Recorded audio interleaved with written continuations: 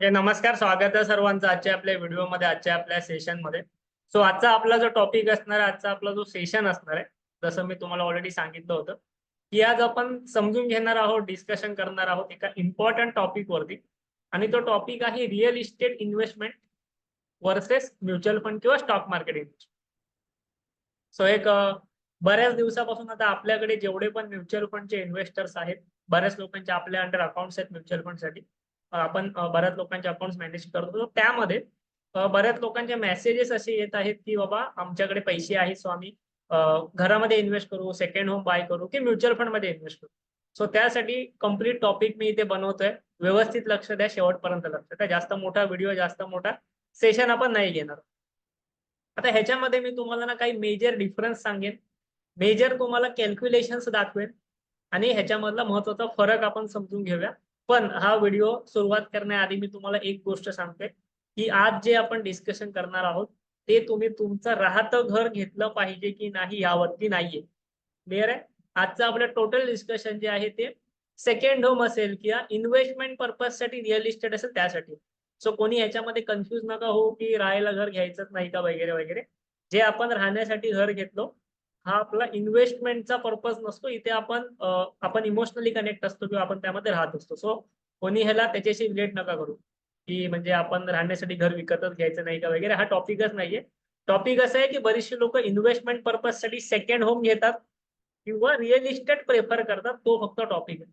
So आम्ही व्हिडिओच्या सुरुवातीलाच क्लिअर करतो. तो हे सेकंड होम घेण्यापेक्षा किंवा रिअल इस्टेट घेण्यापेक्षा आणि म्युच्युअल फंड मध्ये काय मेजॉरिटी ऑफ डिफरन्स आहे, कशामध्ये तुम्हाला फायदा होऊ शकतो, किती पटीने फायदा होऊ शकतो, या सर्व गोष्टी आपण एक एक करून किंवा मी तुम्हाला एक 4 ते 5 मेजर डिफरन्सेस सांगेन रिअल इस्टेट आणि म्युच्युअल फंड्स मध्ये. आपण या सर्वांचे रिटर्न्स कम्पेअर करूया, रेंटल यील्ड कम्पेअर करूया आणि सोबतच ह्याच्यामधनं आपण लाईफ टाइम साठी इन्कम कशा प्रकारे जनरेट करू शकतो, ज्याला आपण लाईफ टाइम पेन्शन म्हणतो, आपण जिवंत असेपर्यंत ती कशा प्रकारे जनरेट करू शकतो हे पण आपण शिकू. ओके. सो आता ह्याच्यामध्ये ना एक 3 ते 4 महत्वाचे मुद्दे येतात. ते आपण एक एक करून समजून घेऊया, शिकून घेऊया. आता आपण मेजॉरिटी ऑफ टाइम जे आहे ते रिअल इस्टेट का बाय करतो, कारण की ऑब्विसली आपल्याकडे पैसे असतात. हा एक ऑप्शन. आणि सेकंड म्हणजे एक असं ऑप्शन की जेव्हा तुम्ही रिअल इस्टेट बाय करता तेव्हा तुम्हाला कोणतीही बँक लोन देण्यासाठी रेडी असते जर तुमचा सिबिल स्कोर, जर तुमचा रेकॉर्ड चांगला असेल तर आपल्याला या ठिकाणी इझिली होम लोन भेटतं. सो हा एक मेजर इम्पॅक्ट आहे की बरीचशी लोक रिअल इस्टेट बाय करण्याच्या मागे जातात. आता ह्या होम लोन बद्दल मी एक डेडिकेटेड व्हिडिओ बनवलाय. म्हणजे होम लोन, तुम्हाला होम लोन तुमच्याकडे, तुम्ही समजा 20 वर्षाचा होम लोन घेतला तर त्यामध्ये तुम्ही कशा प्रकारे ट्रॅप मध्ये अडकू शकता त्याबद्दल आपण एक डेडिकेटेड व्हिडिओ बनवलेला आहे. किती लोकांनी तो व्हिडिओ पाहिलेला आहे चॅनलवरती मला एकदा नक्की सांगा. आपलं हे जे चॅनल आहे ना, इथे बघा, होम लोन इंटरेस्ट फ्री, म्हणजे तुम्ही तुमचा होम लोन इंटरेस्ट फ्री कसा करून घेऊ शकता याच्याबद्दलचा तो व्हिडिओ होता. नसेल पाहिला आपल्या चॅनलवरती जावा आणि तो नक्की बघून. कारण की त्याच्यामध्ये तुम्हाला म्हणजे होम लोन मध्ये तुमचा इंटरेस्ट कसा पहिला कव्हर होतो, तुमचं प्रिन्सिपल कसं कव्हर होत नाही, ह्या सगळ्या गोष्टी मी तिथे ऑलरेडी शिकवलेल्या होत्या. सो ते तुमच्यासाठी सगळ्यात जास्त थोडंसं इम्पॉर्टंट ठरेल जर तुम्ही बघितला असाल तर, किंवा नसाल बघितला तर नक्की तो बघून घ्या, एवढं तुम्हाला नक्की सांगतो. सो आता आपण एक 5 इम्पॉर्टंट पॉईंट्स याच्यामध्ये बघून घेऊया, शिकून घेऊया, जेणेकरून तुम्हाला समजेल की आपल्याला कोणते इम्पॅक्ट पडतात म्युच्युअल फंड विरुद्ध रिअल इस्टेटमध्ये. ओके. सो आता मी माझी स्क्रीन जी थोडीशी हाईड करतो आणि सेकंड आपल्या स्क्रीन जी आहे ती ओपन करतो. पहिला पॉईंट म्हणजे काय, ज्या वेळेला तुम्ही म्युच्युअल फंड घेता, ओके, ज्या वेळेला तुम्ही म्युच्युअल फंड घेता त्यावेळेला एक मेजॉरिटी ऑफ इम्पॅक्ट तुमचा असा होतो ना की मार्केट जर खाली गेलं, म्हणजे ह्याची डिपेंडन्सी मार्केटवरती असते. सो मार्केट जर खाली गेलं तर या ठिकाणी आपण कन्फ्यूज होऊ शकतो किंवा या ठिकाणी आपण घाबरतो. पण तेच जर आपली इन्व्हेस्टमेंट रिअल इस्टेटमध्ये असेल तर त्या ठिकाणी आपण असं मार्केट वगैरे ना बघत बसत. समजा आपण एखादं घर बाय केलं तर आपण डेली त्याची व्हॅल्यू नाही चेक करत की बाबा आज ह्याची घराची व्हॅल्यू किती आहे, उद्या घराची व्हॅल्यू किती होईल. त्यामुळे आपण त्याच्यामध्ये कसे सेंटिमेंट्स आहेत त्या रिलेटेड नसतात. आपण एखादं घर घेतो त्यानंतर तिकडे इन्व्हेस्टमेंट पर्पज साठी असेल किंवा राहण्यासाठी असेल, जे काही असेल. त्यानंतर रिअल इस्टेटमध्ये जे आहे ते आपण खरेदी करताना बऱ्याचशा वेळेला ना प्राइस जी असते त्या प्राइस वरती तुम्हाला काही टॅक्सेस लागतात. आणि हे टॅक्सेस जर तुम्ही मेट्रो सिटीमध्ये असाल मुंबई सारख्या तर जवळपास 10 ते 11% तुम्हाला टॅक्सेस भरावा लागतो. जर कोणी घर घेतलं असेल, माहिती असेल, स्टॅम्प ड्युटी असते किंवा रजिस्ट्रेशन चार्जेस असतात, जीएसटी वगैरे बऱ्याचशा गोष्टी असतात. तर जेवढा जर तुम्ही घर घेता तेवढ्या प्राइसच्या एक 10% आसपास तुम्हाला टॅक्सेस भरावे लागू शकतात म्हणजे ते भरावेच लागतात तुम्हाला रजिस्ट्रेशनच्या टायमिंगला, जर जर तुमचं घर लिगल वगैरे असेल. त्यानंतर आता रिअल इस्टेट घेण्याचा मेन मोटिव्ह असा आहे लोकांचा, की त्यांना ते रेंटवरती द्यायचं असतं. मी परत एकदा सांगतोय, मी इथे तुम्ही स्वतःला राहण्यासाठी जे घेता त्याबद्दल बोलत नाही. मी इथे इन्व्हेस्टमेंट पर्पजसाठी बोलतोय. तर त्याच्यामधनं लोकांचा हेतू असतो, की रेंट यावा किंवा व्हॅल्यू अप्रिशिएट व्हावी. बरोबर? व्हॅल्यू अप्रिशिएट व्हावी हे 2 हेतू असतात. आता इंडियामध्ये तुम्हाला काय वाटतं? तुम्ही लावलेल्या प्राइस पेक्षा रेंटल यील्ड किती येत असेल? मला जरा चॅट बॉक्समध्ये सांगा सर्वांनी.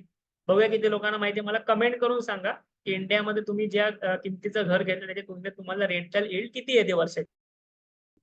सो इंडियामध्ये शक्यतो जी आहे ना, ती तुम्हाला रेंटल यील्ड येते. म्हणजे जर तुम्ही समजा रेंटवरती एखादं घर बाय केलात आणि ते रेंटवरती दिलात, तर तुम्हाला शक्यतो रेंटल यील्ड जी आहे ती येते अराउंड 4% च्या आसपास. 4% पण मी काही सिच्युएशनमध्ये जास्त बोलतोय. पण अराउंड एक 4% च्या आसपास तुम्हाला रेंटल यील्ड येऊ शकते किंवा रेंटल यील्ड येते असा डेटा आहे. ओके. म्हणजे माझ्या मनातच सांगत नाहीये 4%. ती कशी? ते थोडंसं आपण एक कॅल्क्युलेट करू. फॉर एक्झाम्पल तुम्ही जर 25 लाखाचं लोन घेत असाल. ओके. तुम्ही जर 25 लाखाचं लोन घेत असाल, तर या ठिकाणी ह्याचे 4% तुम्हाला वर्षाला रेंट येईल. म्हणजे 25 लाखाचं तुमचं जर घर असेल किंवा 50 लाखाचं घर असेल, 25 लाखामध्ये शक्यतो नाही येत आता. 50 लाखाचं समजा तुमचं घर असेल, तर तुम्ही 4% च्या रेंटल यील्ड प्रमाणे वर्षाचे 2 लाख रुपये रेंटने मिळवू शकता. ज्या ज्या लोकांनी घर रेंटवरती दिलेलं असेल किंवा राहत असतील, तर तुम्ही थोडासा अंदाज लावून बघू शकता इथे. म्हणजे 50 लाखाचं तुमची प्रॉपर्टीची व्हॅल्यू असेल, तर तुम्हाला वर्षाला 2 लाखापर्यंत रेंट भेटू शकतो. म्हणजे महिन्याचा किती झाला? महिन्याचा जवळपास 17,000 रुपये रेंट. म्हणजे 50 लाखाची तुमची प्रॉपर्टी असेल, तर एक 17,000 रुपयाच्या आसपास तुम्ही रेंट भरत असता किंवा तुम्हाला भेटत असतो. सो हा जो यील्ड आहे, यील्ड कसा कॅल्क्युलेट करतात? 17,000 रुपये महिन्याचे. सो वर्षाचे किती झाले? 2 लाख. ओके. सो 50 लाखावरती तुम्ही 2 लाख रुपये कमवताय. म्हणजे 4% फक्त तुम्ही दर वर्षाला कमवता आहेत with the help of rent. फक्त रेंटल म्हणून. आणि त्यानंतर सुद्धा जर तुमची लोकॅलिटी चांगली असेल, तर तुमचं लोकेशन चांगलं असेल, तर तुमचे व्हॅल्यू अप्रिशिएशन जी आहे ती होत असते वर्षाला 8 ते 10%. ओके. साधारणतः जर तुमचा लोकॅलिटी एरिया चांगला नसेल, तर ती सुद्धा होत नाही, पण शक्यतो होत असते रिअल इस्टेटमध्ये इंडियामध्ये ऍटलीस्ट सध्या तरी. सो हा एक साधा सिनेरिओ असतो. पण तेच जर तुम्ही इन्व्हेस्टमेंट ऑप्शन, म्हणजे हा झाला तुमचा इन्व्हेस्टमेंट ऑप्शन, आणि बरीचशी लोक ह्यामध्ये जातात अशासाठीच की तुम्हाला होम लोन भेटतं. म्हणजे ही तुम्हाला रेंटल यील्ड भेटताना तुम्ही हे पण लक्षात घ्या की तुम्ही होम लोनचा इंटरेस्ट सुद्धा पे करताय. होम लोनचा इंटरेस्ट सुद्धा तुम्ही 8 ते 9% पे करताय. त्या बदल्यात तुम्हाला रेंटल यील्ड 4%नेच भेटते. बरोबर? आतापर्यंत इथे कोणी असा व्यक्ती आहे का, की ज्याने होम घेतलाय, घर घेतलंय आणि त्याचा ज्याला जेवढा रेंट येतोय ना, त्याच्यापेक्षा कमी त्याचा ईएमआय? इथे कोणी आहे असा? की ज्या व्यक्तीने घर घेतलेलं आहे ते रेंटवर दिलंय आणि त्या रेंटपेक्षा कमी त्याला ईएमआय येतो. ओके. इंडियामध्ये शक्यतो ही केस पॉसिबल होत नाही. ही बाहेरच्या कंट्रीजमध्ये होते. ओके. ही केस बाहेरच्या कंट्रीजमध्ये जिथे इंटरेस्ट रेट कमी आहे तिकडे होते. इंडियामध्ये ही केस पॉसिबल होत नाही, कारण आपली रेंटल यील्ड आहे 4% आणि आपला इंटरेस्ट जातो 8%. तर तसं बघायला गेलं तर आपण थोडे थोडे मायनसमध्येच जातो रिअल इस्टेटमध्ये, डेलीच्या तुलनेमध्ये किंवा रेंटच्या तुलनेमध्ये, जर तुम्ही होम लोन नाही घेतली असाल तर. आणि होम लोन न घेण्या इतपत एवढा पैसा तरी आपल्याकडे सध्या तरी नसतो. त्यानंतर आता घर घेण्यामागे एक इम्पॉर्टंट गोष्ट म्हणजे आपण त्याच्या प्राइजेस ज्या आहेत त्या डेली ट्रॅक करत नाही. आता ज्या वेळेला आपण ईएमआय भरतो, बरोबर, ज्या वेळेला आपण होम लोनचा ईएमआय भरतो, त्यावेळेला आपल्याकडे असा ऑप्शन असतो का किंवा आपण असं करतो का, की बाबा ह्या महिन्यामध्ये माझा खर्च खूप झालाय, सो मी ईएमआय नाही भरणार. बरोबर, असं आपण नाही करत. पण तेच आपण एसआयपी करताना करतो, की ह्या महिन्यामध्ये खर्च खूप झालाय, सो मी माझी एसआयपी स्टॉप करतो. ह्या महिन्यामध्ये थोडंसं पैसे जास्त खर्च झाले, आजारपण आहे, लग्न आहे, काही आहे, कोणता इव्हेंट आहे घरामध्ये, सो म्हणून मी ईएमआय नाही भरणार, असं होत नाही. ईएमआय हा दर वर्षाला जातो. 20 वर्ष तरी साधारणतः तुम्हाला हा ईएमआय घराचा भरावाच लागतो. पण तोच एखादा नॉर्मल व्यक्ती 20 वर्ष एसआयपी करत नाही, कंटिन्यू तर करतच नाही. म्हणजे मध्ये-मध्ये थांबवणार किंवा एखाद्या महिन्यामध्ये स्किप करणार, एखाद्या महिन्यामध्ये कॅन्सल करणार. सो ह्या गोष्टी होतात. म्हणजे ज्यावेळेला आपण लोन फेडत असतो, त्याचा ईएमआय आपण दर महिन्याला भरतो, पण आपले एसआयपी करत नाही. आणि अजून एकदा परत सांगतोय, जर तुमचं होम लोन चालू असेल तर ते होम लोन वाला हा व्हिडिओ नक्की बघा. होम लोन तुम्ही तुमचं इंटरेस्ट फ्री कसं करू शकता 0%, ते मी तुम्हाला ह्याच्यामध्ये दाखवलेलं आहे प्रॅक्टिकल सिनेरिओ एक्सप्लेन करून. आणि होम लोनचा तुमचा इंटरेस्ट कशा प्रकारे चार्ज केला जातो. सुरुवातीला खूप जास्त इंटरेस्ट जातो, मग फक्त कॅपिटल हळूहळू कमी होतो. तर ते पण तुम्हाला ह्याच्यामध्ये समजून जाईल. सो हा व्हिडिओ सर्वांनी नक्की बघा. आपल्या म्युच्युअल फंड मराठीच्या चॅनलवरती तो सुद्धा अवेलेबल आहे. आता तेच जर मी तुम्हाला एक्सपेन्स बद्दल सांगितलं की बाबा म्युच्युअल फंड आणि रिअल इस्टेटमध्ये एक्सपेन्सेस काय आहेत, तर तुम्हाला रिअल इस्टेटमध्ये खूप जास्त चार्जेस पाहायला भेटतात. जवळपास मी तुम्हाला बोललो 10%च्या आसपास तुम्हाला टॅक्सेस पाहायला भेटतात. त्यानंतर तुम्हाला त्याचं इंटेरियर करावं लागतं. आता आपण मोठं घर घेतलं, ऑब्व्हियसली 5-10 लाख रुपयाचं आपण इंटेरियर करणार. त्याच्यामध्ये बऱ्याचशा गोष्टी आल्या, तुम्हाला दर महिन्याला मेंटेनन्स पे करावा लागतो. बरोबर? मेंटेनन्स तुम्हाला दर महिन्याला पे करावं लागणार. तुम्ही त्याच्यामध्ये राहा किंवा राहू नका. रेंटने द्या किंवा देऊ नका, तुम्हाला मेंटेनन्स पे करावा लागणार.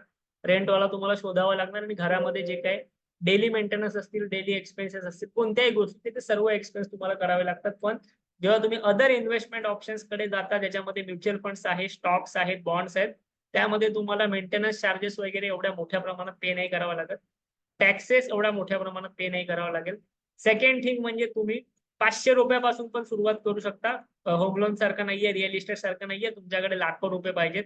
आणि एक इम्पॉर्टंट गोष्ट म्हणजे या ठिकाणी तुम्हाला लिक्विडिटी खूप जास्त असते. लिक्विडिटी खूप जास्त असते म्हणजे तुम्ही तुमचे पैसे कधीही विड्रॉ करू शकता, कधीही ऍड करू शकता इमर्जन्सीच्या सिच्युएशन मध्ये.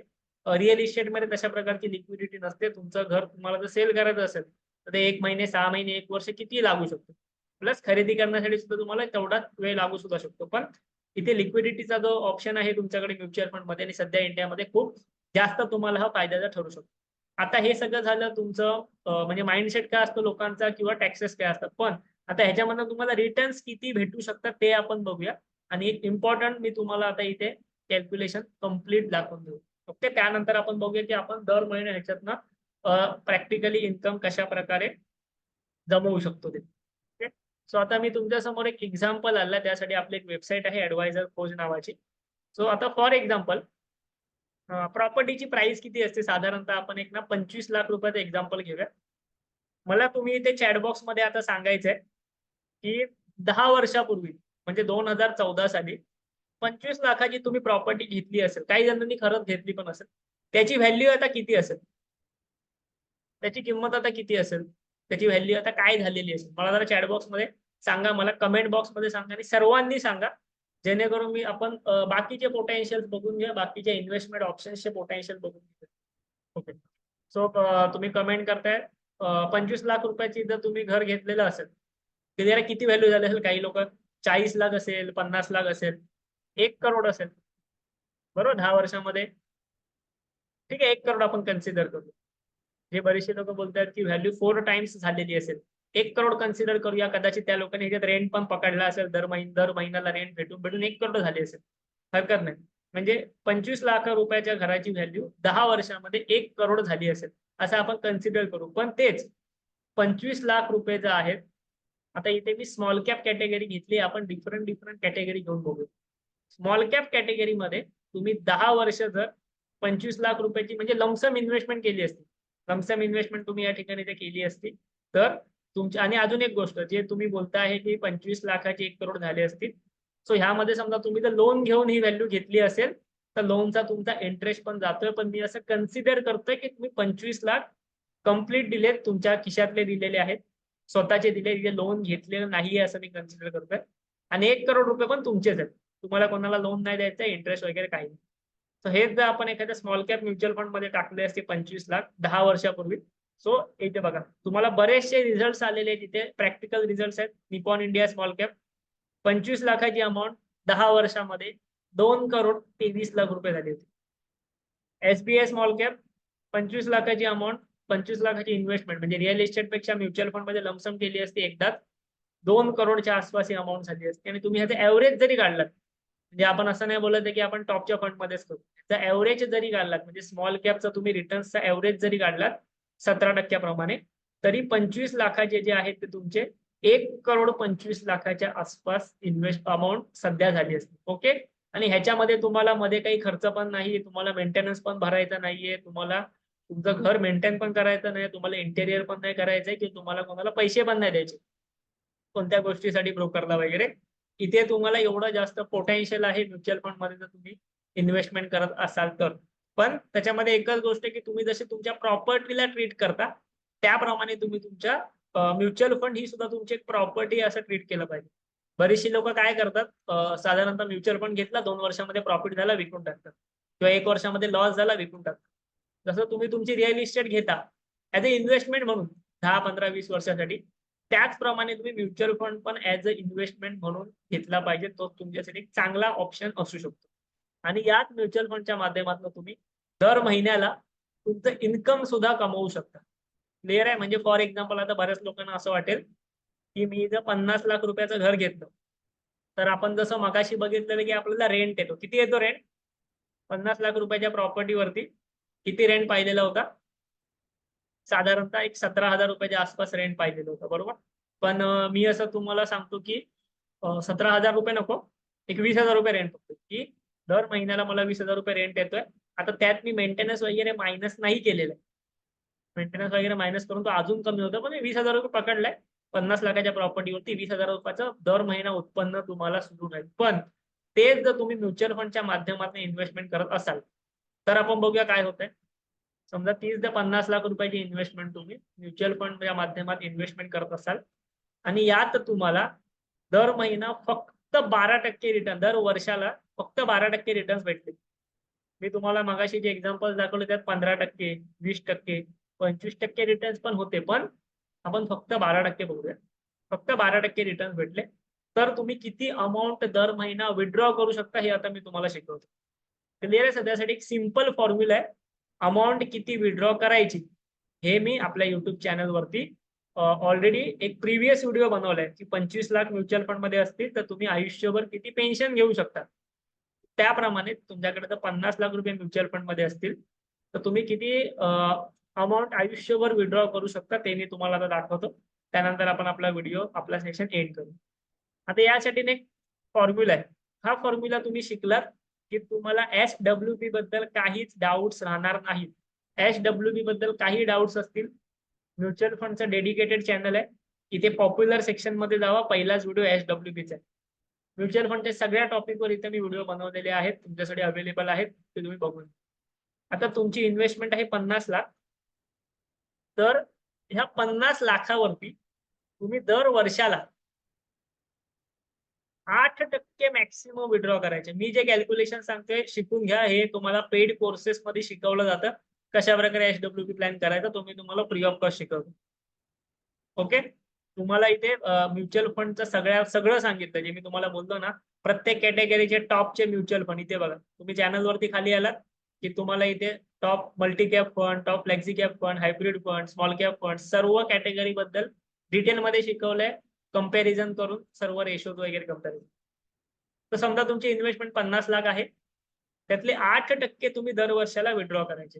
50 लाखाचे 8% किती होतात? कोणी सांगू शकेल मला कमेंट मध्ये 50 लाखाचे 8% किती होतात? 50 लाखाचे 8% होणार अराउंड एक 4 लाख रुपये. बरोबर. 50 लाखाचे 10% 5 लाख होतात. 8% 4 लाख. सो याचा अर्थ काय की तुमची जर इन्व्हेस्टमेंट 50 लाख असेल तर तुम्ही दर वर्षाला 4 लाख रुपये म्युच्युअल फंड मधनं विड्रॉ करायचे. दर वर्षाला 4 लाख म्हणजे महिन्याला किती झाले? महिन्याला किती झाले हे कॅल्क्युलेट करायचं असेल तर 4 लाख डिवायडेड बाय 12 करा. ओके. म्हणजे एक जवळपास साधारणतः तुम्ही 35,000 रुपयांच्या आसपास विड्रॉ करू शकता. आपण जर कॅल्क्युलेट जरी करून घ्यायचं म्हटलं 4 लाख डिवायडेड बाय 12, आपण इथे कॅल्क्युलेट करूया. डिवायडेड बाय 12, तर दर महिन्याला तुम्ही 33,000 रुपये जे आहेत ते विड्रॉ करू शकता. तर याचा अर्थ काय की आपण जर 50 लाख रुपयाची प्रॉपर्टी घेतली तर तिथून आपल्याला रेंटल इन्कम किती येईल? 20,000 रुपये. त्यात मी कोणताही एक्सपेन्स नाही पकडलाय. काही लोक बोलतील नाही आमच्याकडे रेंट खूप आहे, आम्हाला 25,000 रुपये येते. यात पण मी कोणताही एक्सपेन्स नाही पकडलाय, कोणताही ब्रोकरचे चार्जेस नाही पकडले आहेत, कोणताही मेंटेनन्स चार्जेस नाही पकडले 1 रुपया पण. मला 25,000 येते. पण तेच तुम्ही म्युच्युअल फंड मध्ये ठेवलात तर तुम्हाला दर महिन्याला 33,000 रुपयाची पेन्शन भेटेल. 33,000 रुपयाचं इन्कम भेटेल. ओके. 33,000 रुपये तुम्हाला दर महिन्याला भेटतील. बऱ्याच लोकांची सॅलरी असेल 33,000. आणि हे तुम्हाला आयुष्यभर भेटतील. कसे भेटतील कॅल्क्युलेट करून. माझी 50 लाखाची इन्व्हेस्टमेंट मी म्युच्युअल फंड मध्ये केली. 33,000 रुपये दर महिना विड्रॉ करतोय. दर महिना, दर वर्ष नाही, दर महिना. माझे पैसे 12% वाढतायत. किती आपण काय केलंय, आपलं विड्रॉवल घेतलंय 8% वर्षाला, पैसे वाढतायत आपले एव्हरेज 12%.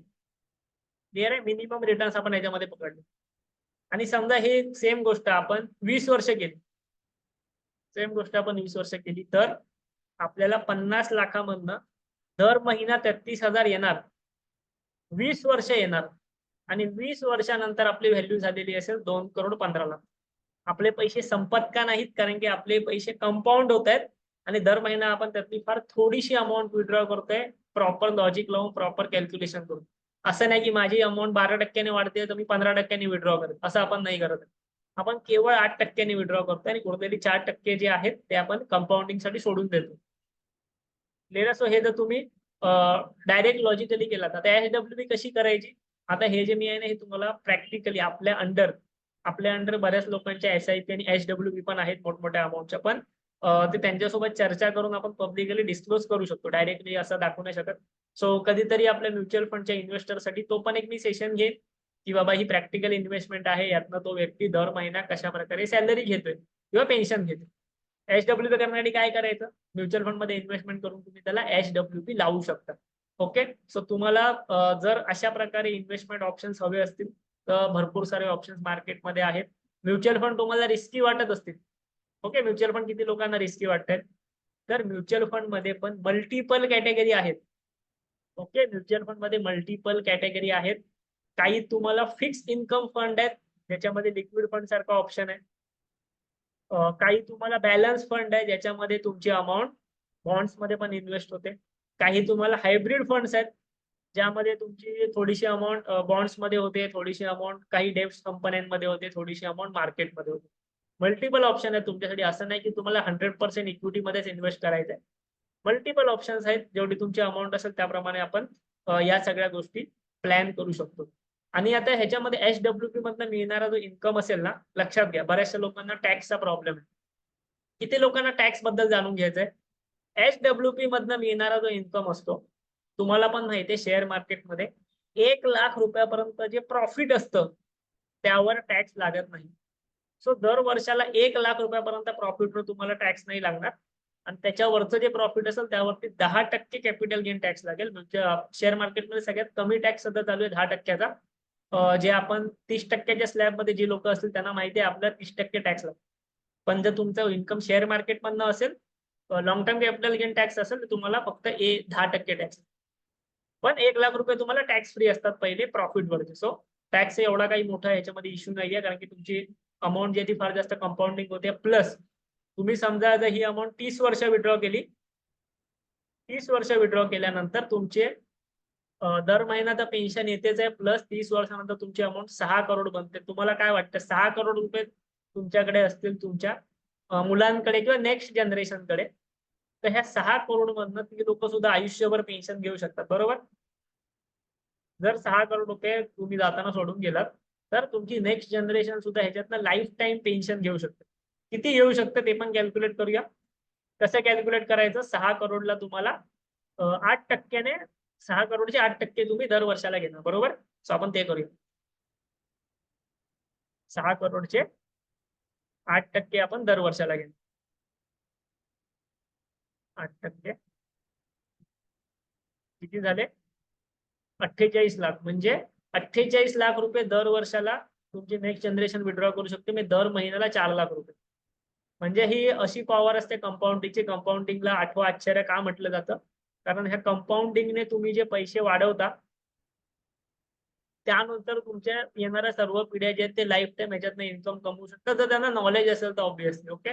म्हणून जे श्रीमंत लोक श्रीमंतच होत का जातात, कारण त्यांच्याकडे हे नॉलेज असतं की पैसा कसा ग्रो करायचा आहे आणि तो किती काढायचा आहे. आपल्यासारख्या माणसाकडे समजा 50 लाख रुपये आज आले तर आपण काय करू, आपण ते उडवून टाकणार, काहीतरी महागड्यातल्या वस्तू घेणार किंवा काही घेणार.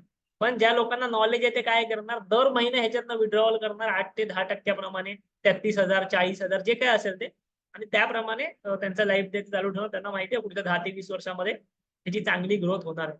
सो अशा प्रकारे भरपूर सारे ऑप्शन्स आहेत म्युच्युअल फंड मध्ये, भरपूर साऱ्या गोष्टी तुम्ही करू शकता. या सर्व गोष्टी मी आपल्या युट्यूब चॅनलवरती बऱ्याचदा डिस्कस केलेल्या आहेत. तुम्ही जर इथे बघाल एक एक व्हिडिओ, तर मी इथे तुम्हाला दर महिना 25,000 रुपये कशी पेन्शन मिळवू शकता, दर महिना 1,00,000 रुपये कशी पेन्शन मिळवू शकता, किंवा भरपूर सारे विविध म्युच्युअल फंड्स तुम्हाला सांगितलेले आहेत. सो ह्या सर्वांच्या लिंक्स तुम्हाला मी देतो आहे चॅट बॉक्स मध्ये, तुम्ही एकदा बघून घ्या. ओके, चॅट बॉक्स मध्ये तुम्हाला दिले, तुम्ही ह्याच्या लिंक्स बघून घ्या. चॅनलला येऊन तुम्ही सबस्क्राईब करू शकता.